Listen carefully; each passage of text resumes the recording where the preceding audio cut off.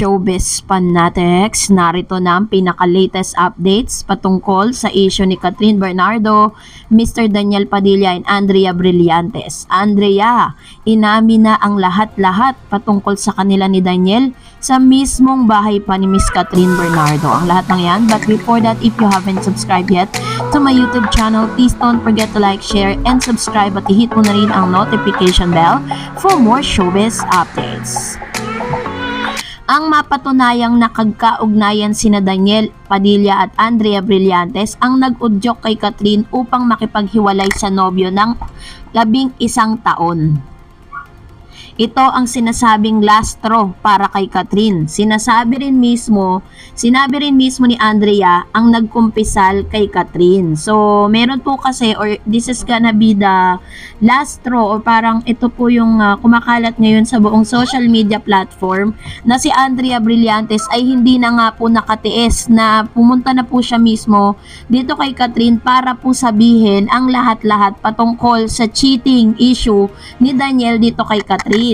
Sinabi rin mismo ni Andrea na nagkumpisal siya mismo kay Catherine. Ito ang impormasyon na nakalap ng reliable source. Ayan nagkalat po sa social media ang news na ito kung saan talaga namang sinasabi po na lasing daw di umano itong si Andrea na tinawagan itong si Miss Catherine Bernardo para po sabihin ang lahat ng mga impormasyon na kanyang nalalaman. Mula sa iba't ibang trusted source na malapit sa couple na binansagang Katniel, hiwalay na sina Catherine at Daniel noon pang dumalo sila sa ABS-CBN Ball noong September 30, 2023. 2 buwan ding inilihim ng couple ang breakup. Paano naman nangyari ang pag-amin ni Andrea kay Catherine? Ito na, bago ang breakup ng Katniel ayon sa di kukulanging 4 na sources, personal na nagharap sina Catherine at Andrea. Ayon pa rin sa trusted sources, si Andrea ang nag-reach out. Tinawagan daw di umano ni Andrea si Catherine sa telepono at sinabing gusto niyang makausap si Catherine in person. Pinagbigyan ni Catherine, sabi ng unang source, madaling araw na at lasing daw si Andrea nang magtungo sa office studio ni Catherine sa Quezon City. Dito na raw isiniwalat ni Andrea ang tungkol sa pagtatagpo nila ni Daniel. Pagpapatuloy ng unang source, nagtagpo ang dalawa sa bahay ni Daniel noong November 2021 kasabay daw di umano ng pagdiriwang ng kaarawan ng ina ng aktor na si Carla Estrada. Kasi totoo nga na yung mga panahon po na yon is parang may problema itong si Daniel at saka si Catherine. Tapos itong si Daniel inimbitahan itong si Andrea, pinapunta si Andrea sa bahay mismo ni Daniel. So ibig sabihin, sinasabi po dito na may sariling bahay si Daniel na malapit lang dun sa compound nung bahay po ni Miss Carla Estrada. Kasi baka isipin ng ilan na kinukonsinti nga nitong si Miss Carla Estrada yung cheating na ginawa ni Daniel. Na ito po yung makakapagsabi na walang kamali-mali ang kanyang ina sa mga ginagawa ni Daniel. Ang tanong lang natin, bakit itong si Andrea, kung hindi ba naman talaga siya, bakit naman siya pupunta sa bahay ng lalaki? 'Di ba? Alam niya naman na may girlfriend itong si Mr. Daniel Padilla.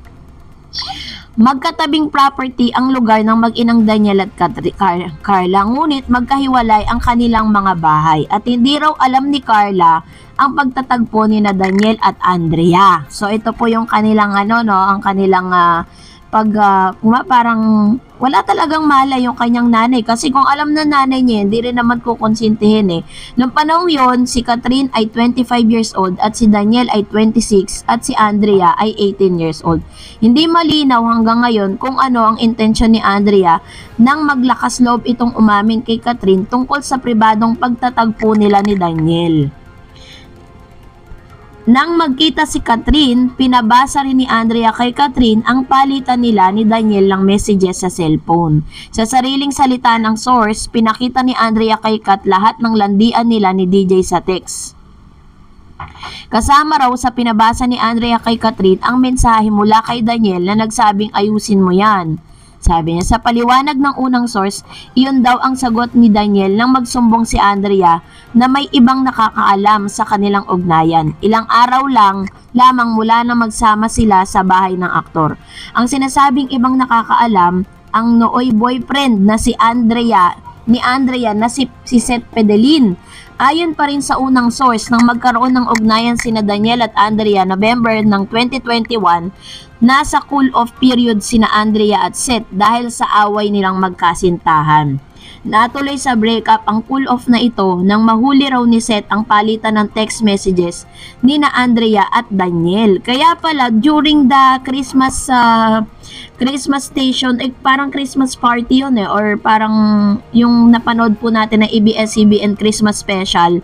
Di ba no, nakita po nitong si Miss Catherine, itong si Seth Pedelin, talagang sodo yung yakap niya, na parang super close na sila, di ba? Sinabi pa ng unang source na may resibo si Seth ng palitang ito, kaya hindi raw ito basta mapapaniwala na kung ano-anong eksplanasyon. Isang beses lamang na at hindi na naulit ang tagpuan ni na Daniel at Andrea, paglilinaw ng unang source. At iyon din daw ang kabuuan na inamin ni Andrea kay Catherine.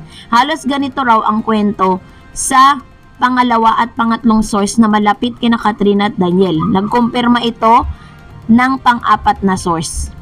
Ito na, may dalawang impormasyon na pumasok sa PEP tungkol kina Daniel at Andrea matapos lumabas ang kwentong ito. Sa kabuuang kinukumpirma ng isang bagong source ang nakalahad na kwento tungkol sa dalawang star. Liban lang sa isang matimbang na detalye sa timeline, maliraw ang petsang November 2021 para sa kanilang pagtatagpo. Ngunit ayaw ng bagong source ibigay ang sinasabing nitong tamang petsa. Minabuti pa rin na banggitin ito dahil kung may pag-aalinlangan, dapat masabing mayroong pag-aalinlangan. Samantala, nanindigan nga ang sources na ito na tama ang petsang November 2021. Which means kung November 2021 pa yung ugnayan ni Andrea at ni Catherine, ay ni Mr. Daniel Padilla, which means matagal na pala talagang nagloloko itong si Daniel kay Catherine. Kasi kung 2021, ngayon lang po 2023, almost 3 years na. Ang isa pang impormasyon tungkol sa motibo ni Andrea sa pag-amin kay Catherine. Ito na, bakit nga ba biglang umamin si Andrea?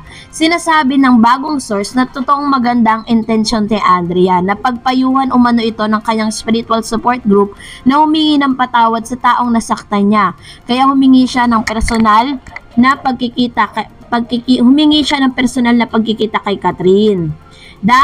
Which means parang nakonsensya dahil sa napag-alaman ni Catherine na sira ng tuluyan ang relasyon ng Katniel. Masakit na masakit daw para kay Catherine ang malamang nagtaksil ang nobyo.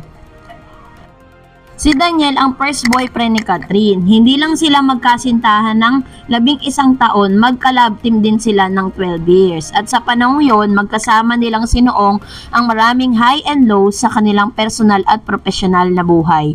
Sabay silang gumaling at kuminang sa kanilang karir. Sabay na naabot ang mga pangarap para sa sarili at para sa pamilya.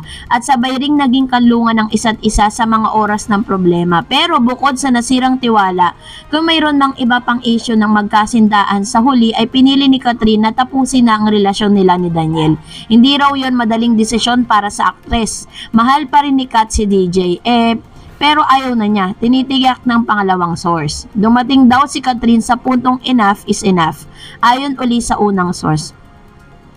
Hindi malinaw ang eksaktong petsa ng hiwalayang Daniel at Catherine. Noong September 1, 2023, base sa IG post si Catherine, magkasama pa silang dumalo ni Daniel sa Omega European Master, isang golf tournament sa Biel, Switzerland, kasama ang mag-asawang Maa Salvador at Rambo Nunez. Ang tanging sinisiguro ng pangatlong source ay officially break na. Wala na sina Catherine at Daniel nang dumalo sila sa ABS-CBN Ball noong September 30 ng taong ito. Sa event na yon, matatanda naging palaisipan sa mga sumusubaybay kung bakit solong naglalakad sa red carpet si Catherine at gayon din si Daniel. Ito ang unang pagkakataon na nangyari yon dahil mula ng 2012 sa unang taon naging magkasintahan sila ay lagi silang sabay na rumarampa sa red carpet ng annual ball na dating kilala bilang Star Magic Ball. Magkasunod lang na naglakad sa red carpet sina Catherine at Daniel at nagpag-abot din sila sa interview section ng red carpet. Pero kahit magkatabi ang dalawa, mapapansin sa kanilang body language na may konting distansya, walang hawak, kamay o akbay at tila hindi dumidikit sa isa't isa.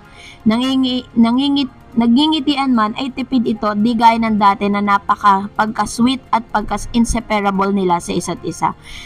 Nagsisimula ang hindi nila pagsabay sa red carpet noong ABS-CBN Ball 2023 dahil may nagsasabing posibleng hinayaan lang nilang mapunta ang spotlight sa new love team sa rumarampang magkasabay. Maiba rin namang couples na piniling magsolo sa red carpet, maaaring ang to shine on their own at hindi matuon ang focus sa love life lamang.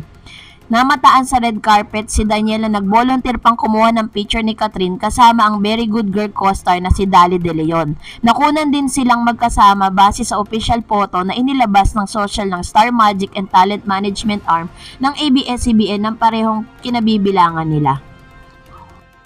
Hindi malinaw kung paano ang galaw nila sa loob ng ballroom dahil restricted iyon sa media. Sa pagitan ng ABS-CBN Ball 2023 at sumunod sa 2 buwan, nananatiling tikom ang bibig ni Catherine at Daniel sa pinagdaraanan nilang isyong personal. Pero pagpasok ng unang linggo ng November 2023, umingay ang espekulasyong hiwalay na nga ang mga ito at tinuturing third party ay si Andrea. Sa YouTube vlog nga ni Mr. OG Diaz November 8, binanggit ni OG ang anyay unverified information sa pagkakaugnay kina Daniel at Andrea. Na ang pinagsisilosa ni Catherine ay si Andrea Brillantes, may nagchika pa sa na nagkikita ng lihim si Daniel at Andrea. Sabi ni OG, ang huli ay pinabulaan na naman ng source ang one-time fling daw ang ginawa ni Andrea at Daniel. Hindi ito nasundan. Sa gitna ng kontrobersya, tahimik lang sina Catherine at Daniel at pati si Andrea, tuloy lang ang mga ito sa trabaho.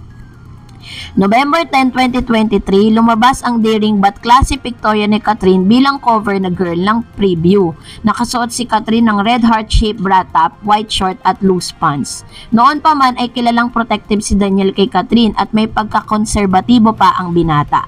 Madalas nitong sinisigurong in place ang damit ng nobya kapag umaharap sa camera at kung nasa matao silang pampublikong lugar.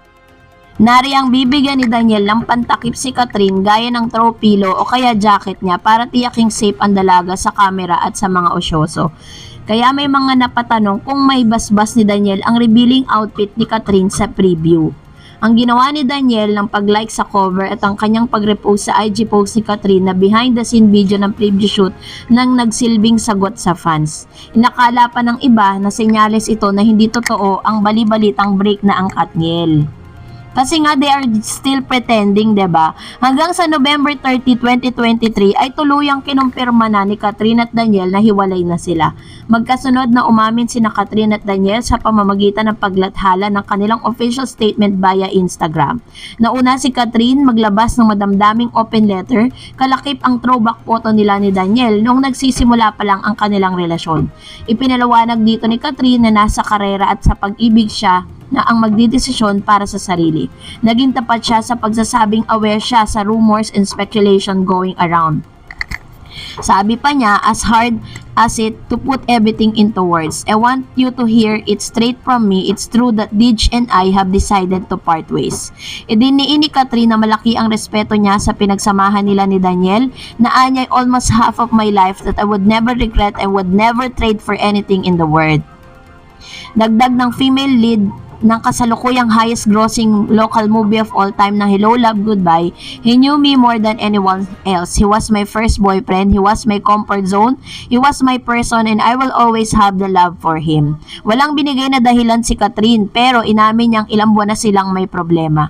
Sinusubukan daw nilang ayusin ito pero hindi nila kayang mapanggap na maibabalik pa ang dating samahan. Like any other relationship, we tried our best to make it work. We've been drifting apart for a while now, and we ultimately had to accept that we can go back to where we used to be. It just won't be fair to pretend that everything is still the same. Nangako si Catherine sa Katniel fans na nagpatuloy silang susuportahan ni Daniel ang isa't isa sa kabila ng kanilang hiwalayan.